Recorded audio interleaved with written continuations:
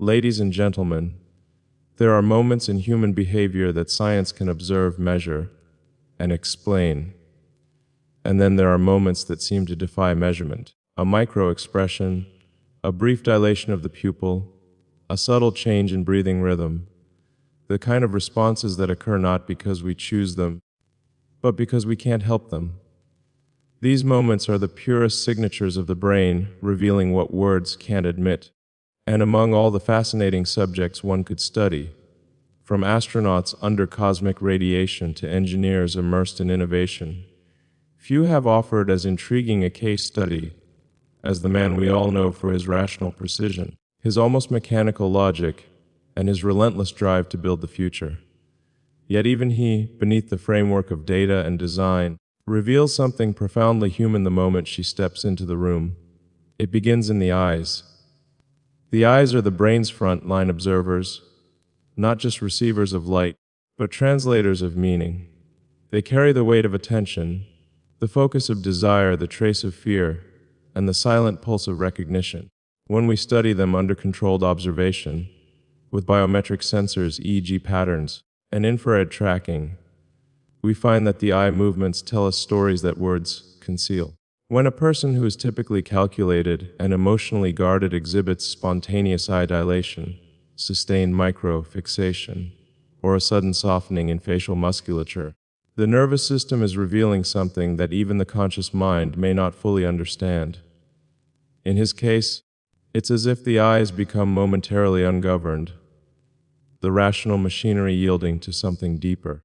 For a man who spends his life imagining interplanetary futures and engineering robotic autonomy, the act of being seen by another human being, truly seen, activates something primal, something ancient. From a neuroscientific perspective, this phenomenon is not mystery, it's physiology. The limbic system, specifically the amygdala and nucleus accumbens, responds to emotionally significant stimuli faster than the cortex can rationalize it. In other words, the emotional brain acts first, the logical brain tries to catch up, and when she enters the frame, that emotional brain, so long suppressed by discipline and demand, awakens. It's visible in the microsecond delay between blink patterns. Normally, under high cognitive load, blink frequency stabilizes, but when the brain encounters emotionally charged stimuli, it becomes erratic, unpredictable, alive. His eyes stop behaving like instruments of observation. They become reflections of vulnerability. And that is the paradox. The same mind that designs rockets to survive Mars cannot quite design defenses against its own biology. Now, what does that tell us? It tells us that intelligence, even of the highest order, does not exempt one from the pull of connection. In fact, neuroscience suggests the opposite. The more complex a person's cognitive architecture, the more intricate their emotional dependencies become. A high-functioning brain doesn't eliminate longing. It amplifies it through the very circuits that generate imagination and risk. When we scan the brain during moments of deep emotional resonance, we find that the prefrontal cortex, the seat of executive function and reason, lights up alongside the insula, which governs empathy and self-awareness. In those moments, the rational and emotional aren't at war. They're in synchrony. That's what happens in his eyes, a rare alignment between logic and feeling. For years, people have tried to decode him, as if he's a puzzle that can be solved by observing his work. But the truth is, if you really want to understand a person, you look for the one thing they can't fully control: the eyes. The eyes betray even the most disciplined mind, and those eyes shift from calculation to contemplation, from defense to exposure whenever she's near. You see, emotional recognition is not merely about attraction or affection. It's about neural familiarity. The brain is wired to seek out patterns that match its own rhythm. When two people's neurological oscillations begin to synchronize, a phenomenon we call interbrain coherence, their gaze becomes the bridge. Heart rate, breathing rate, even electrical brain activity begin to subtly align. It's not romantic poetry, it's measurable resonance. When we look at recordings of him during these moments, the pupils widen just slightly beyond the threshold of cognitive interest. That dilation isn't just about visual clarity, it's about reward circuitry. Dopamine surges, oxytocin rises, the parasympathetic nervous system partially overrides the sympathetic drive. The result is a softening of gaze, not weak, not distracted, but aware, open, unguarded. And in those seconds, the man who builds machines behaves like a man built of emotion. It's important to note that the phenomenon is not specific to him alone. It happens to all of us when we encounter a presence that disarms our internal armor. But it's striking in his case because he has spent a lifetime engineering control over systems, processes, outcomes, futures.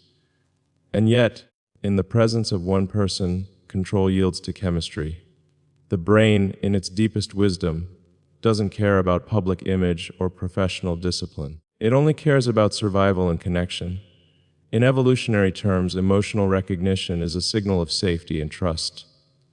When his eyes soften, the amygdala is saying, I recognize this pattern. I know this presence. I am safe. That simple biological recognition carries the weight of something profoundly human, the acknowledgement that even the strongest mind cannot outthink its own humanity. We often imagine that innovation is born from detachment, that to create beyond the boundaries of the possible, one must distance oneself from the distractions of emotion. But what neuroscience is now revealing is quite the opposite. Emotional resonance fuels innovation. It awakens creativity by opening neural pathways otherwise closed under stress. Emotional presence, especially that triggered by someone deeply familiar, reduces cortisol levels and enhances dopamine-driven motivation. In other words, love, or even the memory of love, makes the mind braver. When he looks at her, and his eyes reveal that flicker of something raw and unfiltered, what we are witnessing is not weakness. It's the brain re-entering balance. For someone who spends his days in perpetual acceleration, that moment of calm recognition is not an interruption of his genius. It's the anchor that keeps him from drifting too far into abstraction. This is the neuroscience of grounding. Now, consider the context: a man responsible for thousands of lives, global industries, and interplanetary ambitions. His neural circuits are perpetually optimized for problem solving, for action. That kind of mental load keeps the body in chronic sympathetic activation. Fight, flight, or innovate, yet when she's around, the shift is immediate. The eyes slow, the shoulders drop, the breathing deepens. Physiologically, it's the transition from survival to connection. A transition orchestrated by the vagus nerve, the body's primary conduit of calm. When activated, the vagus nerve slows the heart rate, lowers blood pressure, and opens pathways to empathy and attunement. What his eyes reveal is not just attraction, it's regulation. And in that moment, the world's most driven man is no longer driven by conquest, but by calm. That calm, neuroscientifically speaking, is gold. It's the state in which the brain integrates ideas, restores coherence, and finds insight. The greatest innovations often arise after the storm of effort, in the pause where emotion and cognition align. Perhaps that's why his most profound breakthroughs have often followed personal turning points. The brain, when it feels safe enough to soften, dares to imagine more freely. When she's near, his eyes are not escaping reason, they are returning to it. Because reason without emotion is blind, and emotion without reason is chaos. But together, they create vision. And maybe that's what we've been seeing all along. Not just a man obsessed with technology, but a man who, in her presence, reconnects with the reason behind it, the hope that human connection, even across planets, remains the most advanced technology we will ever possess. When we talk about vision, we often reduce it to metaphor, the ability to see what others cannot. But literal vision, biological vision, is the foundation of everything. The eyes are not passive cameras, they are extensions of the brain. Nearly half of the human brain's wiring is devoted to processing visual information.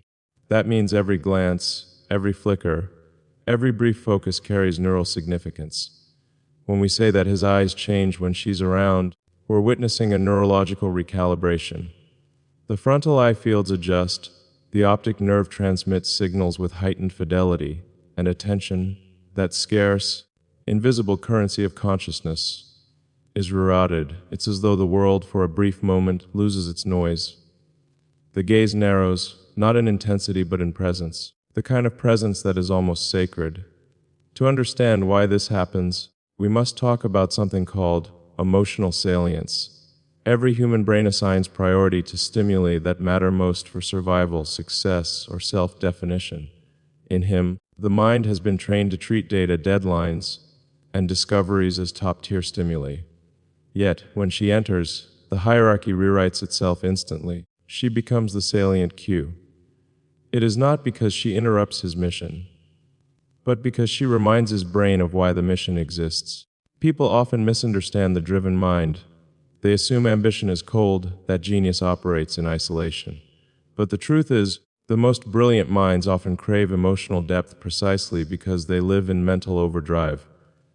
The intellect burns, but emotion cools. Without emotional grounding, innovation eventually becomes noise, motion without meaning. Her presence gives the noise a rhythm. There's a subtle neurological beauty in that. When emotional salience shifts, the brain's dopaminergic pathways, especially those running through the ventral tegmental area, begin to release patterns of anticipation and rewards similar to those seen in artistic creation or discovery. In essence, the same neurochemistry that fuels invention is also what fuels love.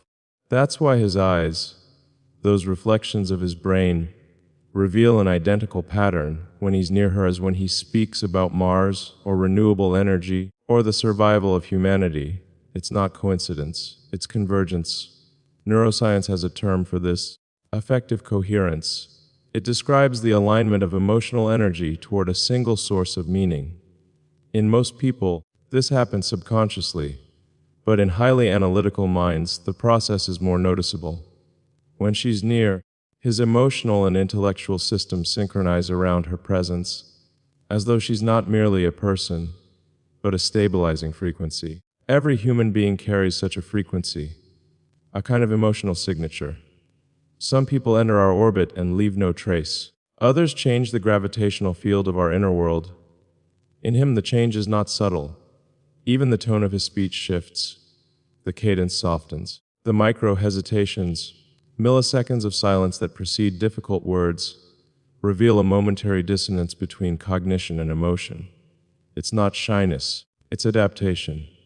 The brain, attempting to process emotional intensity, temporarily diverts resources away from verbal fluency toward emotional regulation. In simple terms, the heart starts speaking faster than the mouth can follow. Now, from a psychological standpoint, this is significant. It shows that the emotional experience is not suppressed, it's integrated. Integration is the mark of maturity, the bridge between intellect and empathy.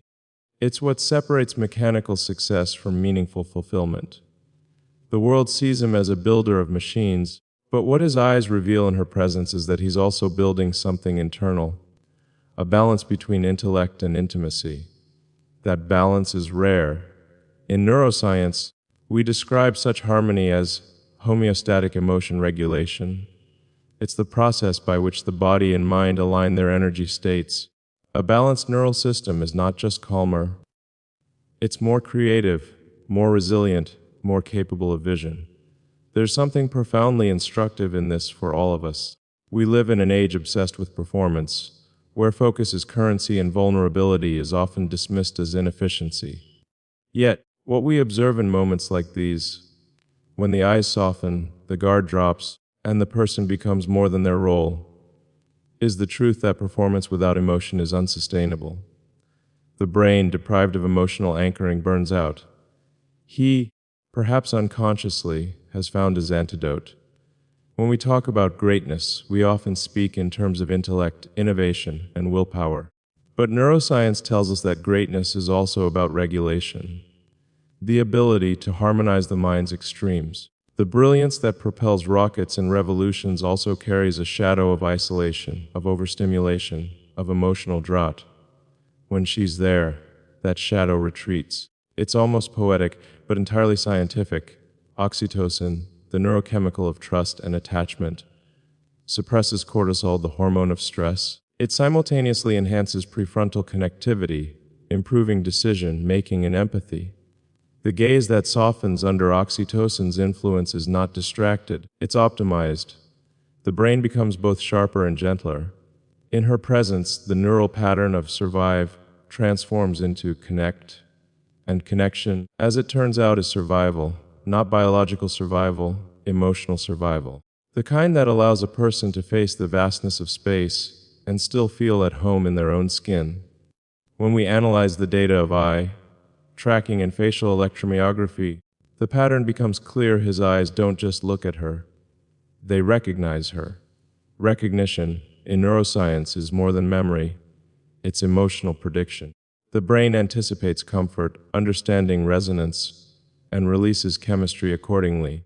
This explains why even a brief interaction with someone who deeply matters can restore equilibrium after prolonged stress. It's the same reason soldiers in war zones often carry photos of loved ones. The visual cue alone can regulate physiology. The human brain, evolved for connection, finds stability not in solitude but in recognition. His eyes in those moments are not escaping reality. They are returning to it. People often mistake emotional transparency for weakness. But from a neurological perspective, vulnerability is the highest form of strength.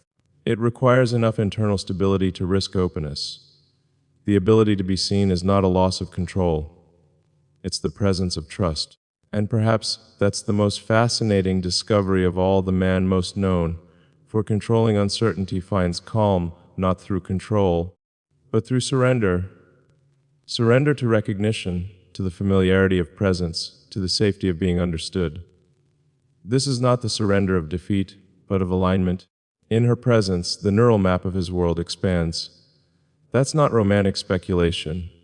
It's measurable. Emotional resonance increases the activity of the hippocampus, the region responsible for memory and spatial imagination. In simple terms, the feeling of being emotionally seen literally helps the brain see the world differently. Horizons widen, ideas bloom. The future becomes less mechanical, more alive. When we observe how his eyes move during conversation, how they shift between focus and reflection, it's almost as if he's not just looking at her, but through her, into the part of himself that rarely surfaces. The scientist in me recognizes this as mirror neuron activation, the process by which we understand others by simulating their emotional state within our own neural circuits. It's empathy made electrical. But the human in me recognizes something simpler and far more beautiful.